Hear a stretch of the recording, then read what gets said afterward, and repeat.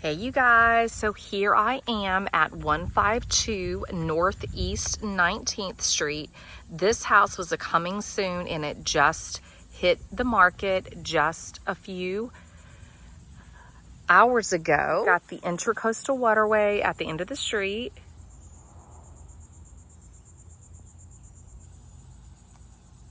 And you've got some gorgeous neighbors.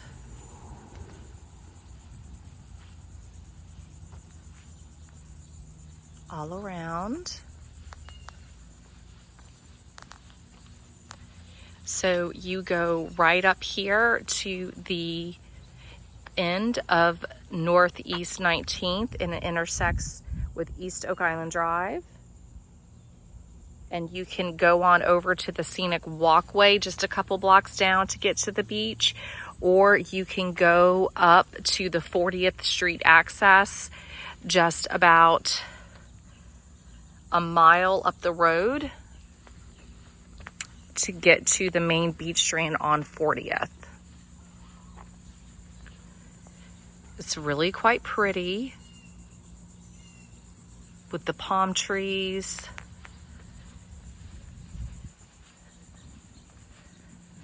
This is a pretty scene. Now it doesn't have a landing on these stairs, but that's okay. Nice wide steps.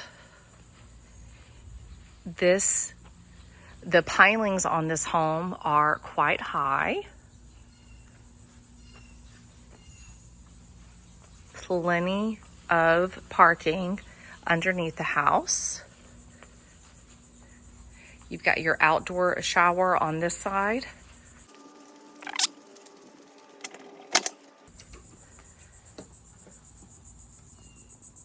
Got a little bench. You could dress that up and make it real cute. You could put your surfboard shower thing there if you wanted to. Over here you have steps that go up to the back porch.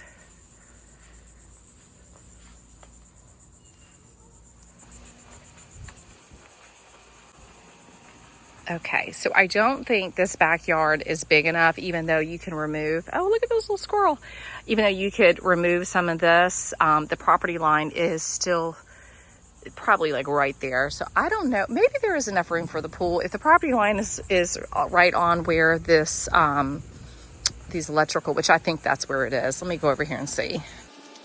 Yeah, so if it's right here, oh, you may have enough room for a little pool. You may not have enough room for all the concrete around, just to have maybe just a little bit of concrete, but you definitely could put like a swim spa with a nice deck, all that sort of stuff back here.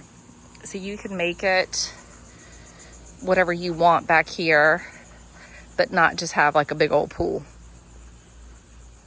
So let's go back around here. You've got your storage over here. This is where they have the Tesla charging unit. Okay, let's go upstairs and take a look at this beauty. These steps look like they're in pretty good condition. Pretty front door. This is a nice wide porch too. This is all wood, so there's no vinyl, so there is a little bit of maintenance with the painting, all that good stuff, but not too bad. The front porch probably could use a little bit of paint, but all in all, it looks pretty good.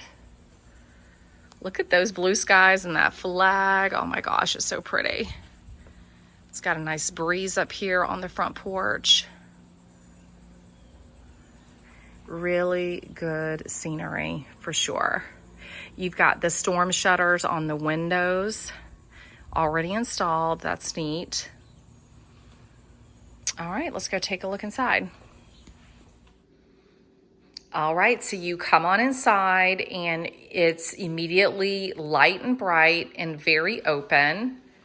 I love those side lights on the side of that door and just how bright this all is. It does have the shades up on these windows that you can pull down.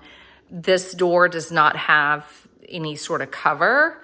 I happen to like that, but that is exposed. But you do have the shades on these other windows, and you can see on this one they have the storm doors. Actually, the storm, I guess they're doors, coverings already on this window. So if you open those up, this would be just light and bright as well in here. So over here, so let's go back to the front door. So you come on in and you've got your eat-in kitchen, beautiful kitchen, and this very spacious living area with this tray ceiling. I could not find the switch to that fan. I bet it's on a remote or something that I don't see. But look at all that space in the living room. Very good. They've got the TV positioned on an angle there on that wall. That's smart way to use that space. So as you can imagine, the furniture arrangement in here, they have a couple different chairs, but you could easily do like a nice big sectional in here and a chair. This room would accommodate larger furniture quite nicely, actually.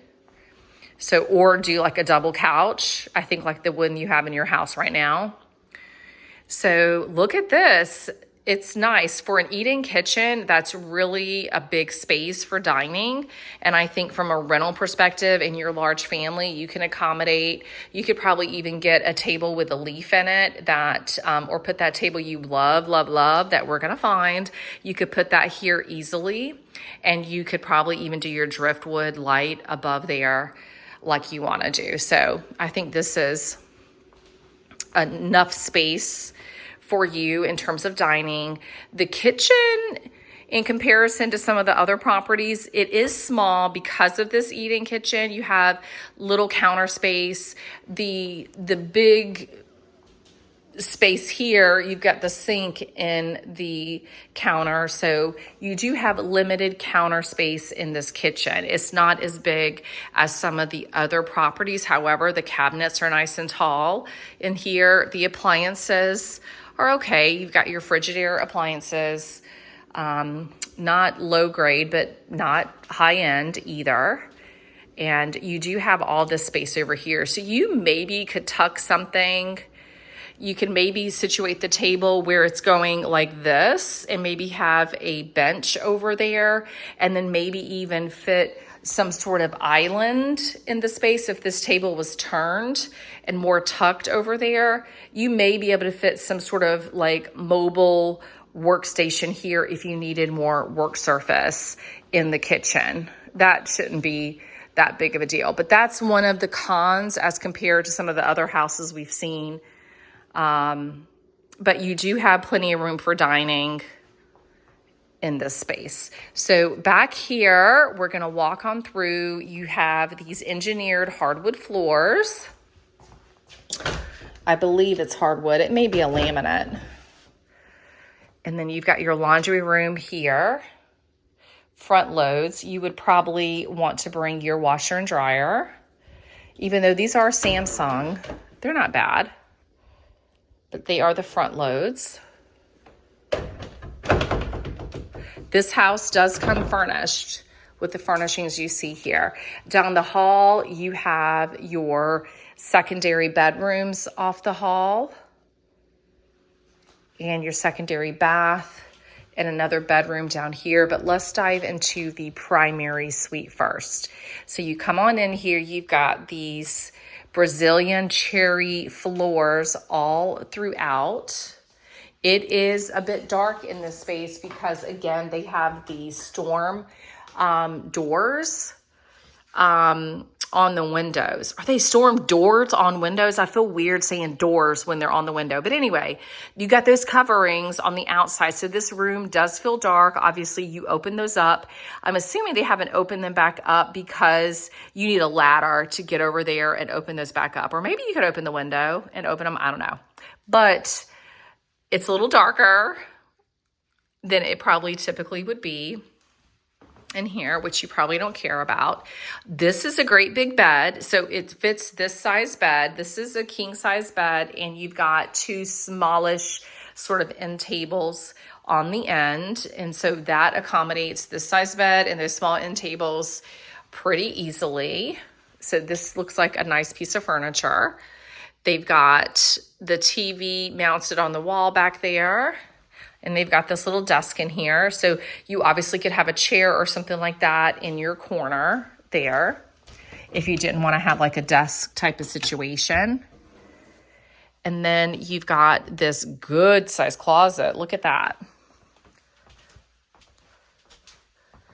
Got a little shoe rack going over there. So that's a good size closet for the primary suite here on the island. And then you've got your primary bath, tile floors in here. Look at this pretty seafoam color. You've got shiplap accent above the double sink vanity. This is like a cultured marble, I believe. Really pretty. And then you've got your fiberglass insert shower, and it does have that bench there. So you can easily shave there in the shower. So you got the drawers in between and the double sink vanity, and the toilet is over there. So no separate water closet for the toilet, but you have that there. Okay, so back over here, let's take a look at this bedroom across the hall. This is a good size room, no carpet in these rooms, which I like for the beach. This bed is up against that window, and again, these storm doors are on the window, so it's a little bit darker in here than it typically would be. And but if this was out of here, I would put the bed up against that wall with a side table, and I think that would be a much better arrangement. But of course, they probably needed this desk in here. So you've got a good size closet for the secondary bedroom. You've got a ceiling fan in the primary, a ceiling fan already installed in here. That's nice. Back down the hallway, let's check out the secondary bath. Tile floors in here, that cultured marble top in here as well. Really cute. This has a tub, so that's good. So you've got your tub for the kiddos. Love these craftsman style doors. Off this bathroom, you have this little linen closet.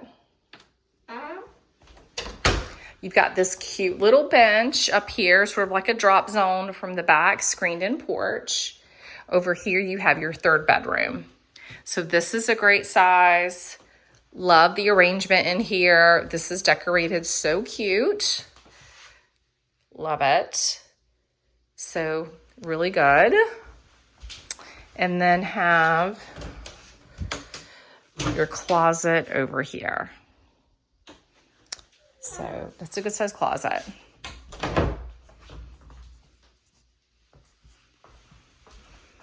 And back through here, let's go check out the screened-in porch off the back. So you come back here, nice long screened-in porch. This is great. And if you were to put a swim spa or something down there, that would just be easy access. You can let the dogs out into the yard. You would have to fence the yard, but you can easily let the dogs out back here. Easy peasy, no problem. I am loving this little drop zone here with the shiplap. So pretty.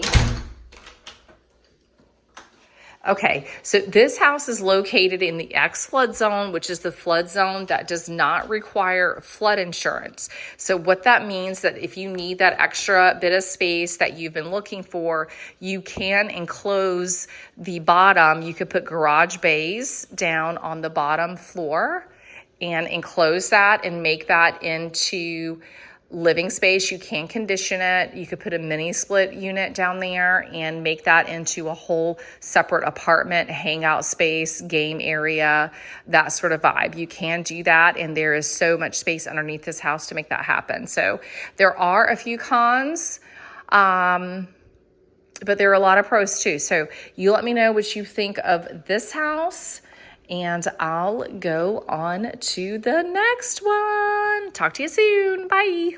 Okay, so I spoke about this being in the X flood zone where you can enclose some of this and have conditioned space down here. So what I would do is I would actually put a garage bay door here and enclose all this up to the storage, right? So all of this area here, the garage bay door would be there, but all of this area underneath would be enclosed, insulated, and drywalled. I would install a mini split, and I would make this entire area here livable space. I may even, this door is locked and I don't have a key, but that's a double door, so you can open that double door up and, you know, put your golf cart in there.